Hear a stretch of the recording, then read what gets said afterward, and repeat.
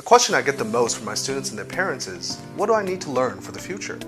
I mean, for me, the answer is something easy to understand, but hard to explain at the same time. We hear the term that the world is changing, and this term has now become a constant reality. We're so preoccupied with our everyday lives, it's easy for us to not realize that we're constantly making history. Every day, our lives are connected in the world with ways that we cannot imagine. Compared to a person living 100 years ago, the information that we see and the images that we see in one day far surpasses the person what he or she might see in a whole lifetime. The way we lived our lives 5 years ago is drastically different from the way we live our lives now. You needed to bring your wallet to pay for different things. You would ask people around to see which restaurants were good. You still had to pay for phone calls. With technology, our lives have truly changed. The elements of our living quality are taking new standards every day. Everything around us is different, and that's even more so for our children.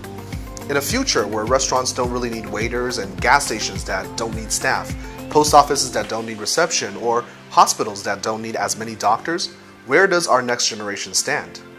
Our children are born into an ever-changing world, a connected world. In the future, their limitations are not just where they were born. Their peers are not the classmates that sit around them. They're born into a world where everyone and everything is connected together. What they will really need is the ability to work with the world. Wittgenstein once said, "The limits of my language are the limits to my world." We all understand how important language is for the future, but in what kind of context? A lot of times we say things like talking to foreigners or used in business, but I feel that's really an oversimplification. What does it really mean to use English? What young mind needs is to work creatively, to learn independently, and to think innovatively. In class every week, we discuss things happening globally around the world. We not only talk about what happens, but more importantly, why and how. We talk about how tragedies happen and what we can do to avoid them. We talk about joy and love and what we can do to kind of spread that. But discussing current events are not just because they're current. It's also teaching a younger generation a habit to be connected with our world, to being involved with the world on an international level. We ask for students to interact with each other, share ideas individually and also as a group, because the only way for them to be heard in the future is to speak up.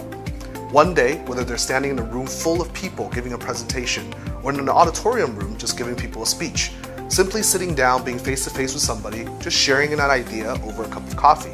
Self-expression and socialization is something important for everyone. We want students to learn English through the eyes of the world. When they learn language, we want them to learn through culture. When they read, we want them to read how everything is written. When they listen, we want them to listen what the world really has to say. And finally, when they speak, we want them to speak to an audience of the world. While students are only 20% of our society, they are 100% of our future.